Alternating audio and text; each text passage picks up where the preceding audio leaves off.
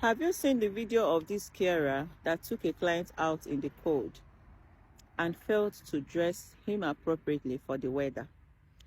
The reason why I'm making this video is that video was brought into the platform. I've seen it online and I just watch and I feel pity for the young man, but there's nothing I can do. I wasn't there in the scene. But somebody brought this particular video into the platform, one of the platforms where I belong to. And the comment she made on this video made me understand that a lot of us don't even understand this care work.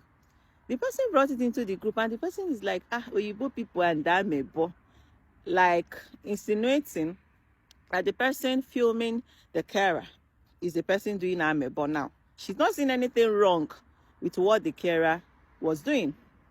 In case you've not seen the video, I'll play the video for you so that you understand what we're talking about. Watch the video. No, because you can't take a gentleman out like this. This is someone's welfare, someone that can't speak for themselves. And you're supposed to be a carer. You won't tell me your agency because you know what you're doing is wrong. How can you take a man out like this in the freezing cold? And you're telling me you're a support worker? It's a joke.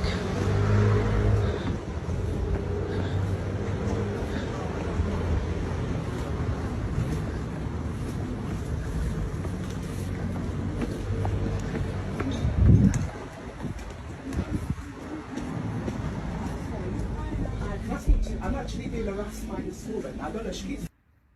So, from that video, you could see that the weather is winter, it's cold, because the carer herself is warmly clothed. Now, you are taking somebody out in the cold. Obviously, the client is autistic, meaning it's a vulnerable adult. You are taking him out of the cold, and you fail to dress them up appropriately. Somebody might say, oh, maybe he refused to. What if he refused to put on his jacket now? What if would she force him? Must you go for that appointment? Even if you must go for that appointment, must you walk? Can't you devise alternative routes? Can't you devise alternative means? First of all, when this kind of a thing happens in your workplace, you know, some of us really take this job as, is it not my 9 to 5? Let me just go and do my shift and go home. If you are really close to your service users, if you really rapport well with them, you should know that sometimes they say no, they don't want to do something. It doesn't mean that you just leave them. You try to come around, do one or two, you know, try to convince them somehow. And even if he refuses, she should call her upliner, her team leader, her manager, whoever it is they are reporting to in her place of work. There is no manager you will call and tell her or him that a client refused to wear their jacket, to dress appropriately for the weather, and the manager will tell you to put him on the road and you should go to where you're going to. No manager will do that. So obviously, she didn't report to anybody. Now she took this client out in the cold. Meanwhile, she's well clothed. This young man was walking in the cold. To which appointment? You know, he said care work. Some of us don't understand that. In care work, there is this duty of care you owe to your service users. If you don't understand that, you don't understand care work. It's just like when you have a child, as a mom, as a parent, you have a child, and you see that your child is going to do something that will be detrimental to their health, to their safety. You allow them to do it and say, maybe because the child wants to do that now. Do you understand? Put yourself in the shoes of the direct relative of this client. Don't see it as your 9 to 5 job. If you see it as your 9 to 5 job, you know, most of the time you do it nonchalantly, like, after all, let me just do my shift and go. Another person will take off from there. Even if he falls sick, somebody else will be there to nurse him. But if you're taking it like, this could have been my brother, this could have been my child, this could have been my mom, you understand the pain. You understand the relationship. You understand that duty of care better, sort of. So if this particular client refuses to wear their jacket, because autistic people, you know, they don't really feel pain the way a normal person would have, like an ordinary person would have. Okay? So as much as you know that they will not feel cold, it doesn't mean that taking them out in the cold will not make them fall sick. It doesn't mean that taking them out in the cold will not be detrimental to their health. Safety first. Whatever appointment you're going to, even if you're going for a doctor's appointment, it could even be a walk in the park. Believe me, where they are going to is not as important.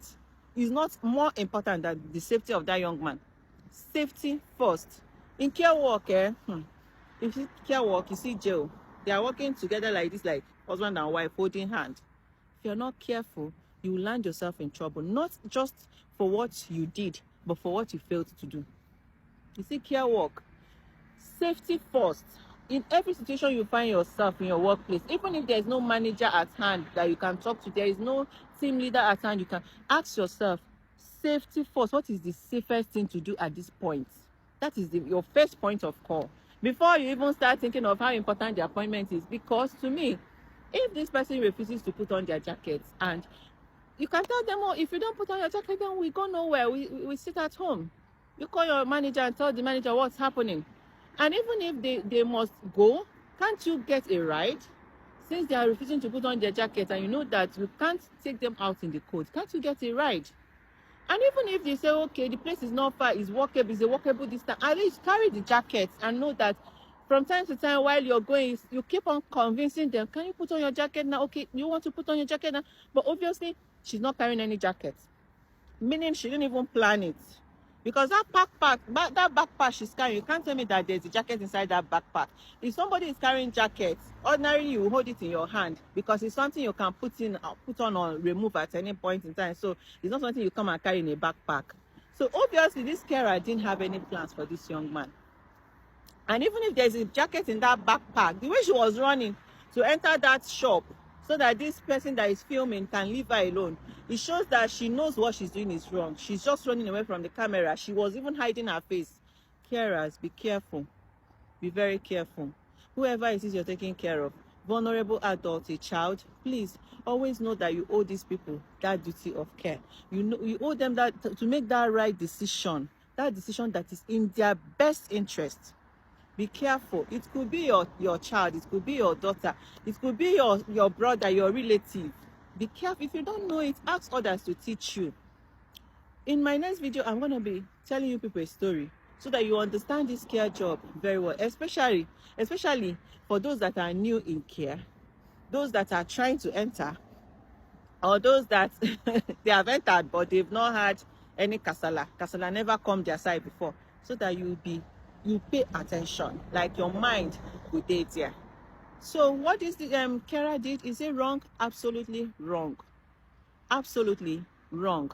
That young man could have fallen sick. That young man, you failed at safeguarding vulnerable adults. You failed at your duty of care as the first responder, as the carer who is assigned to take care of that young man at that particular point in time. Even if you people are 100 carers taking care of him, at that particular point, that decision maker, you failed him. So please, if you find yourself in that situation, there are ways around it. So that you call your team leader to explain what's happening to them. Maybe the appointment can be cancelled. If you must go for the appointment, why don't you look for a ride? Why don't you take Uber? And even if there is not workable, why don't you carry their jackets or wear them something like a jumper, something more thicker than just a shirt? My God, just a shirt. It's such a pity. In my next video, I'm going to tell you people a story so that we will talk more about what's happening at the front line of care delivery. In the next video, we'll see you there.